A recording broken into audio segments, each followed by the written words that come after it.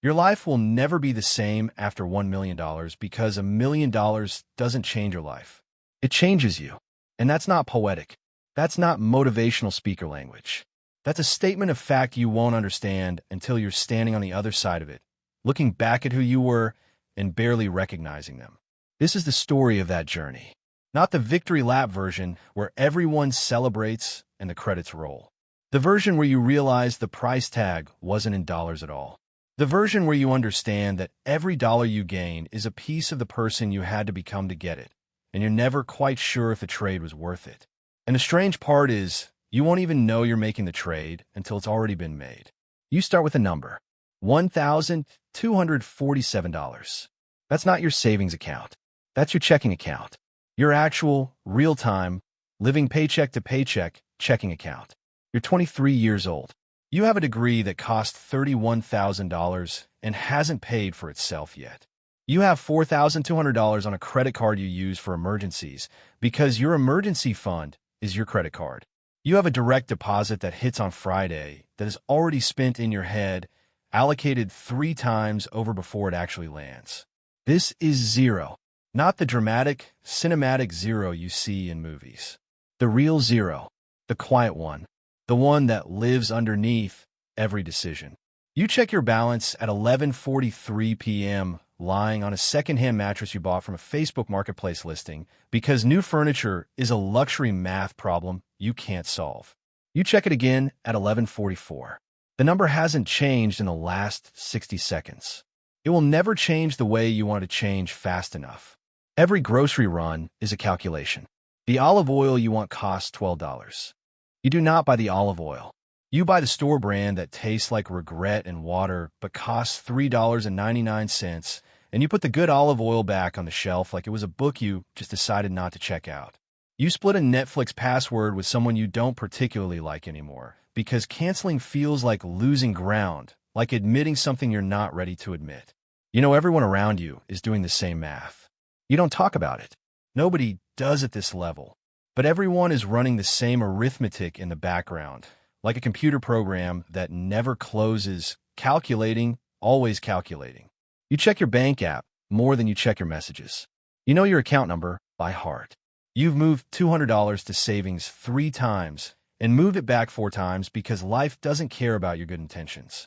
This is what money is at zero, not a tool. Money is the air.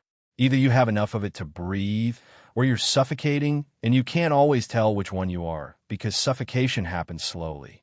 The people above you don't see this level. They don't understand it. They think it's dramatic, that it's a phase, that you just need to work harder. They don't realize you're already working as hard as you can. The issue isn't effort. The issue is physics. You can't compound forward when you're compounding backward. Every unexpected expense is a catastrophe. A medical bill, a car repair, a phone that dies. These aren't obstacles. These are existential threats. You're 24. You get a raise. Not a big one. $6,000 a year before taxes. It sounds like something. It translates to $387 extra a month.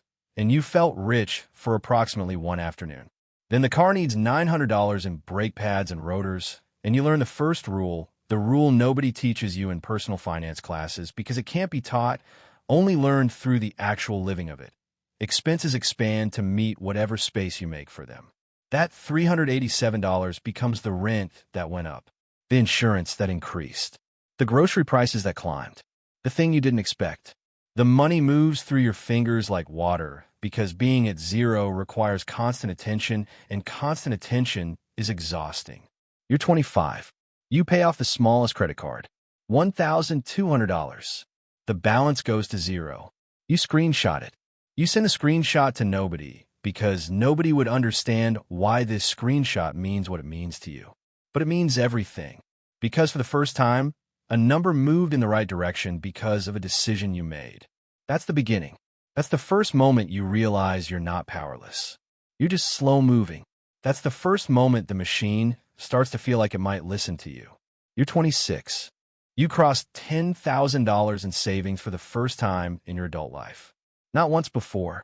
Never 5 figures. You check the balance constantly for the first week. Not out of anxiety this time. Out of pure disbelief. You don't do anything with it. You don't move it. You don't spend it. You just let it sit there, and you check it like you're confirming it's real. The psychological weight of $10,000 when you've never had it is disproportionate to the actual number. It feels like you've crossed into a different category of person. You haven't. Not materially. You make the same money. You do the same job. You drive the same car. But something has shifted in your self-image. You feel like you belong to a different tribe now. You feel that way for 3 months, and then it becomes normal again. But the feeling? That becomes your template for what $20,000 will feel like, then $50,000, then $100,000. You start reading. Not motivation books or self-help. Actual books about how money moves, how systems work. You learn what an index fund is. You open a brokerage account and you stare at it for 3 weeks before you put anything into it, because putting money into the stock market feels like gambling. You're not wrong, but it is also not gambling. It's just moving your money into a system that has historically moved in your direction. You invest $1,500. The market dips the next day. You almost pull it out. Your hand hovers over the sell button. You don't click it. This is the moment. This is the actual moment where you decide whether fear runs your decisions or you do. You hold. The market comes back. You've made $340 on $1,500. The return isn't massive. The shift is, you stop thinking about money as safety and start thinking about it as information. You start understanding that money is how the system communicates. If you listen to it, it tells you things. It tells you where to position yourself. It tells you where the leverage is. You're making $68,000 a year now. You're 28. You have $40,000 in savings. You have a Roth IRA you're actually contributing to. Your 401k is being maxed. You build a 6-month emergency fund. By every measure, you're doing everything right. You're stable. You're following the script. You're doing exactly what you were told to do, and you sit down at midnight and you run the actual numbers all the way out to retirement, and you type them into a spreadsheet, and something shifts in your chest because the number at the end of 40 years of disciplined savings at your current income is not what you thought it was. It's fine. It's enough. It is not what you want. This is the competence plateau. You've become excellent at not losing. You're not yet good at winning. You understand now that there's a difference. The second rule, the rule that everything breaks on, salary is a ceiling dressed up as a floor. The moment you see it clearly, you cannot unsee it. You start a side project. You don't call it a business because calling it a business makes you feel like you're lying. It's just something you do on weekends. It makes $400 a month at first, then $900, then $1,700. You don't tell your employer. You don't tell most people because you're not sure if it will survive, and you don't want to jinx it with attention. You reinvest everything back into it for 14 months. You eat the same lunches. You wear the same clothes. You don't upgrade anything because every dollar goes back in. Your net worth crosses $80,000, then $110,000. Then you're 32 and it's $150,000, and you start feeling something new. You start feeling the gap between where you are now and where salary alone would have taken you. The gap is getting wider every month, and that's where the leverage lives. In the gap, your investments return $3,800 in a single year without you doing anything. You've had months where your side income exceeded your paycheck. You understand now, not theoretically, but physically, what an asset is. Something you built or something you bought that earns while you sleep. Something that doesn't require your presence. Your relationship with time changes immediately. You start measuring hours differently. Every hour spent on something that doesn't compound is an hour the machine isn't running. The machine is your net worth machine, your wealth machine, whatever you want to call it. It's running because you're feeding it, but every distraction, every inefficiency, every hour spent on something that doesn't pay forward is an hour you could have been building. You feel it constantly. The clock. You're always thinking about the clock now. You're 32. You cross $150,000 in net worth. You have a rental property with $44,000 in equity. A brokerage account at $61,000. A business generating $6,200 a month. You still drive the same car. You live in an apartment that's modest. Nobody looking at you would think you have money, because money at this level is invisible. People think money is a car. Money is a house. Money is a watch. Money is actually something else entirely. Money is a position. Money is optionality. You don't tell people about this. You've noticed that talking about money at this level makes people strange, either envious or dismissive. Neither emotion is useful to you. You start saying no to things that used to be automatic yes. A destination wedding where you'd have to fly somewhere and spend 3 days. A group holiday where everyone splits the bill equally and you'd be subsidizing 3 people you're not particularly close to. A business opportunity pitched by a friend who doesn't understand cash flow or equity or what it actually costs to start a company. No, no, no. You feel the friction in the relationships. You feel it and you don't explain it fully because full explanations require vulnerability and vulnerability requires people who can actually understand. So you just say no and let the relationship thin out. It does thin out. Friends drift. People you used to call stop calling. It's not dramatic. It's subtle. It's the way a river quietly changes course. The shift. You stop spending money to maintain relationships, and you start protecting capital to build options. You're 36 now. Your net worth is $300,000, and money starts to have a personality. It has preferences. It moves certain directions and resists others. You've had one investment return $22,000 in 8 months. You've had another one lose $9,400. You don't panic about the loss. Not because you don't care about $9,400. You do. You care about every dollar. But you understand now that this is the cost of being in the game. This is the tuition. Losses are information. Losses tell you what doesn't work. You don't pull back. You reposition. You move forward. You keep going. You've realized something that the people at the bottom think they understand but don't, and the people at the top don't think about anymore because they've internalized it. Risk lives at every level. The difference is which risks you choose and whether you understand what they cost. The third rule, the rule that changes the entire math. Below $500,000, you are buying assets. Above $500,000, assets start buying each other. You can feel yourself getting close. $450,000, $550,000, $670,000, $810,000. You've restructured the business twice, brought on a partner who actually understands your vision, exited one investment, and rolled the proceeds into something bigger. Your net worth is $920,000. You're 36. You stop sleeping as well as you used to. Not from stress, from intensity. Your mind doesn't turn off. You're running scenarios in the shower. You're sending emails at 5:30 a.m. to people in different time zones. You're thinking about positioning constantly. You turned down a job offer that would have paid $210,000 a year in salary. Your parents don't understand. You don't explain it fully. You tell them it didn't feel right. That's partially true. The fuller truth is that $210,000 is not how you get to $1 million. It's how you stay comfortable. You don't want to stay comfortable anymore. You want to build. It happens. Tuesday. Nothing ceremonial about it. Your brokerage account updates, and the number shows $1,040,000. You sit with it for a moment. You thought you'd feel different. You thought there'd be something. A moment. A shift. An arrival. There's a quiet satisfaction, and then almost immediately, it's not enough. Not in a frantic way. In a clear, practical way. You understand that $1 million at a 4% return is $40,000 a year. That's not freedom. That's a starting point. That's just a starting point. The identity crisis isn't that you're not happy. It's that happiness was never the point, and you're only just admitting that to yourself. The shift. The millionaire arrives and realizes the milestone was never the destination. It was proof of concept. It was evidence that the system works if you stay in it long enough.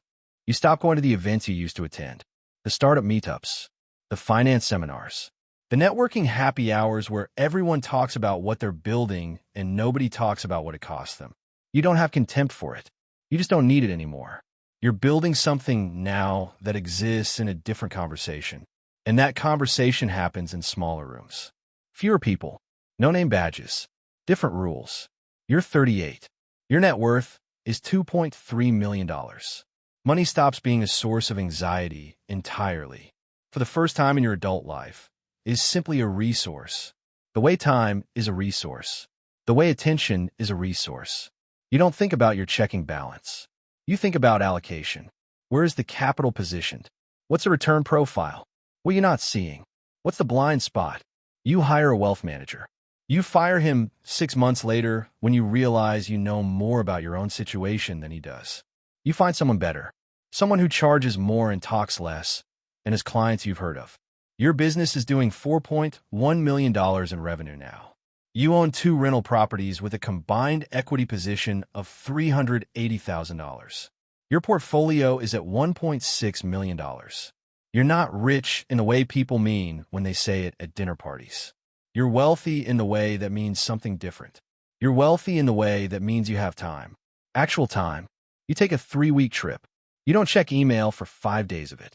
The trip itself isn't the thing. The 5 days without email is the thing. The 5 days are freedom. Most people will never experience 5 full days without checking email because they can't afford to. The 4th rule, the rule that redefines everything. Wealth is not what you accumulate. Wealth is what you no longer have to do. You're 42. Your net worth is $5 million. And the game changes texture. It's no longer about building. It's about positioning. You're moving capital now, not working for it. The distinction sounds small. It's enormous. You're in a deal that will return $800,000 in 18 months. You're in another that might return nothing. You know the difference between them, and you're in both anyway, because one de-risks the other, and the correlation between them is the actual trade. This is a sentence you couldn't have understood 5 years ago. You couldn't have. You start meeting people who are at $20 million, $50 million. You study them the way you studied the $10,000 mark from zero. You watch how they think, not what they own. How they think. The pace is different. The patience is longer. They're not trying to win each hand. They're trying to stay in the game longer than everyone else at the table. You start to understand that the real wealth isn't the number. The real wealth is the ability to make decisions from a position of strength instead of from a position of fear. Everyone below $5 million is still making decisions from a position of fear. They're afraid of losing what they have. They're afraid of making the wrong choice. They're afraid of the downside. You're not, that you've crossed the fear threshold. Below it, fear is rational. Above it, fear is just habit. You stop talking about money with people who don't have it. Not out of arrogance, out of accuracy. The conversations become imprecise. People project. They assign meaning to numbers that the numbers don't carry. At this level, $500,000 is a position size. It's not a life-changing sum. It's not a windfall. It's a position. Saying that in the wrong room makes you someone's villain, so you don't say it. You've learned to measure your words. You're 46. Your net worth is $14 million. You walk into rooms you used to only read about. Not celebrity rooms. Rooms where decisions are made. A meeting with a family office managing $600 million who wants to co-invest with you. A call with a private equity firm looking for operating partners on a platform acquisition. You're at the table not as a courtesy, not as a token. You're at the table because your capital and your pattern recognition are genuinely useful to the people in that room. That's a different experience of being powerful. There's no ceremony to it. No annoncement. You just realize one day that you're not asking for permission anymore. You're granting it. The 5th rule, the rule that separates you from everyone else. At $10 million, your reputation becomes a financial instrument. It earns returns independent of your decisions. A company you're invested in restructures its workforce. 140 people. You know the CFO. You've had dinner with him. You don't call him about the layoffs. You review the cap table. You hold a position. The company's margin profile improves. Your position increases in value. You don't feel good about it. You don't feel bad about it. Not for long. You feel the distance. The thing that grows as the numbers grow. The gap between your decisions and their consequences widens. And the widening happens quietly. And you don't resist it. You're 54. Your net worth crosses $30 million. You have structures in place that will outlive you. A trust that protects the assets. A foundation that costs $800,000 a year and functions partly as access. You're invited places because of what you represent and what you can write a check for. You understand this. You don't pretend otherwise. You've stopped pretending about most things. Pretending costs energy, and energy is the only currency that doesn't compound. The shift at this level, the game no longer requires your full presence. It requires your positioning. You could disappear for 6 months and the machine would keep running. That's what the machine was always for. It was always so you could eventually step out. Capital moves because you breathe. You wake up and there are decisions being executed by people you've trusted with frameworks you built over a decade. You own pieces of 11 companies. You have a direct line to people who set policy. Not politicians. Policy. The actual policy. You don't lobby. You advise. The distinction matters to you. Maybe it should matter more. You're 58. Your net worth is $80 million. The isolation is not loneliness. It's a different problem. The people in your life exist at a remove from what your reality is. Your closest friendships are with people who operate at the same altitude. Not by design, by natural selection of conversation. The things that absorb your attention, fund structure, regulatory positioning, dynasty trusts, secondaries, carve-outs, simply don't translate. You're not a different person. You're a person whose context has become untranslatable to most people who knew you before. People who knew you when your biggest problem was olive oil. You're 61. Your net worth is $94 million. The exact figure is known to 3 people. You have not worked a conventional day in 9 years. You have not stopped working. You think in cycles now. Not quarters. Not years. Cycles. Demographic cycles. Infrastructure cycles. Credit cycles. You position ahead of them the way a sailor reads weather 3 days out. You're sometimes wrong. Being wrong at this level means a position underperforms by 200 basis points and you rebalance. It does not mean your life changes. There is a board meeting. 5 people in a room with enough combined capital to reshape a mid-sized economy. You speak for 4 minutes. You ask 2 questions. The room moves around those questions. You leave before lunch is served. This is power at its most compressed. No spectacle, no volume, just a room that calibrates to your position. The 6th rule, the final rule that most people never reach to understand. Above $50 million, money stops measuring your worth. It starts measuring your reach. And somewhere in this city right now, there's a 24-year-old opening a banking app for the first time. Her balance is $1,247. She's standing in line at a grocery store doing the math. She puts a good coffee back. She gets the store brand. She thinks this is a story about money. She thinks if she just makes more of it, something will resolve. She doesn't know yet what has to resolve. She doesn't know what it will cost. Not in dollars. In distance. In the gap that opens between who you are at the beginning and who you have to become to reach the end. In the relationships that thin out. In the people who drift away because they can't understand the conversation anymore. In the part of yourself that becomes untranslatable. In the isolation that comes with the altitude. In the choices that stop being choices because the numbers make them for you. In the distance between the person you were and the person you had to become. The machine doesn't ask if you're ready. Doesn't ask if the trade is worth it. Doesn't ask if you wanted to become someone who can make a decision about 140 people without flinching. Doesn't ask if the 5 days without email is worth the 5 years without people who knew you when you bought store-brand olive oil. It opens every morning and it takes whoever shows up.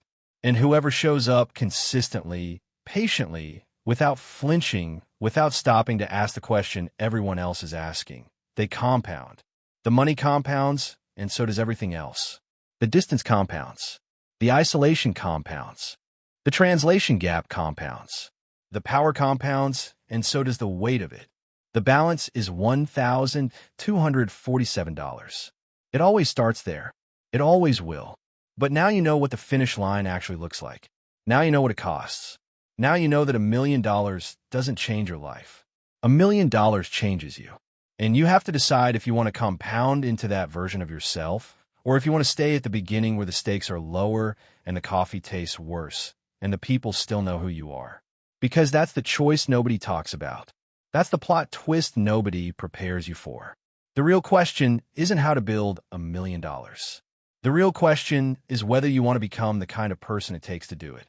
And if you're watching this and you feel that question in your chest, if you feel yourself nodding because you're already starting to see the distance, if you're already running the calculations and wondering what the real cost is, then you already know the answer.